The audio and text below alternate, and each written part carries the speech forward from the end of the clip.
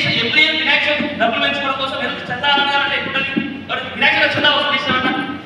చేతులు ఎప్పటి డబ్బులు వసూలు చేసేవారు చిన్నప్పుడు అడగాలి జవాబు ఇస్తారు వేరే వాళ్ళు ఏమంటాడు ఏదో మీ అయ్యే వస్తుంది డబ్బులు సంపాదించడానికి అవసరం వరా అన్నాడు అనగట అనట్లేదు నేను చాలా మంది అందరూ కామెంట్స్ వచ్చిందంట ఆ కామెంట్స్ ఏం చేసినట్టు యాక్సెప్ట్ చేసిన కానీ ఏం నెక్స్ట్ టైం అందరూ పోలేక ఈ చందా ఎందుకు వసూలు చేయాలి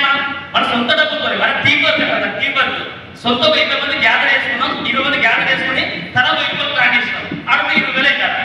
20 రూపాయలతో వినాయక చవితి చేశారు గట్టిగా ధూమ్ధామ్ చేసినాం అంటే ఎందుకు చెప్తున్న వినాయక చవితి అంటే అరవై డ్రీమ్ బిల్డ్ డబ్బులు వస్తుంది తర్వాత కేబుల్ మెయింటైన్ చేసినాం కేబుల్ కొనిపించుకో మా అన్నయ్యతో మా నాన్నతో కేబుల్ కొనిపించుకొని గవర్నమెంట్ స్కూల్కి వెళ్ళాలా ఇంటికి రాగానే టైం పాస్ చేయాలి ఆ టైం పాస్ చేసి మళ్ళీ తీసుకొని ఆ డిష్ వర్క్ చేసుకొని నైట్ లెవెల్ వర్క్ చేసుకున్నా అప్పుడు నైట్ హోమ్ వర్క్ చేసుకుంటాం క్లియర్ అయ్యి నేను ఎందుకు చెప్తున్న స్టోరీ అంటే ప్రతి ఒక్క వ్యక్తి ఖచ్చితంగా ఇలాగనే చేస్తారు అందరూ అవునా కదా ఒక కేబుల్ కీబుల్ లేవర్ ఏం చేస్తే పైసలు పేరెంట్స్ ఏం చేస్తారు ఏ పత్తి పిల్లలకి పోతారు ఆవేశం వస్తాయి లేకపోతే వ్యవసాయం పోతారు క్లియర్గా అవును కదా ఇది ఖచ్చితంగా కామన్ అనమాట డబ్బులు మీద ఖచ్చితంగా స్టూడెంట్స్ ఏం చేస్తారంటే డబ్బులు పేరెంట్స్ డబ్బులు లేనప్పుడు ఏదో వర్క్ ఖచ్చితంగా అలవాటు అవుతారు క్లియర్గా నిజమే కదమాట లేదు క్యాంపింగ్ వెళ్తుంటారు లేదు సింపుల్ కొన్ని పనులు చేస్తా ఉంటారు సఫర్ వచ్చిందనుకో ఆ జ్యూస్ ప్యాన్ పక్కన పెట్టుకుంటారు నిమ్మకాయ జ్యూస్ పక్కన పెట్టుకుంటారు ఇవన్నీ చాలా మంది చేసుకుంటారు అన్నమాట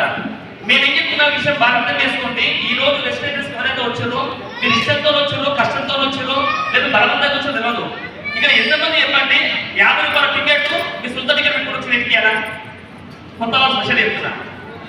మీ సొంత డబ్బులు 50 రూపాయలు పెట్టుకొని ఎంతమంది ఇక్కడ కూర్చుంటాడా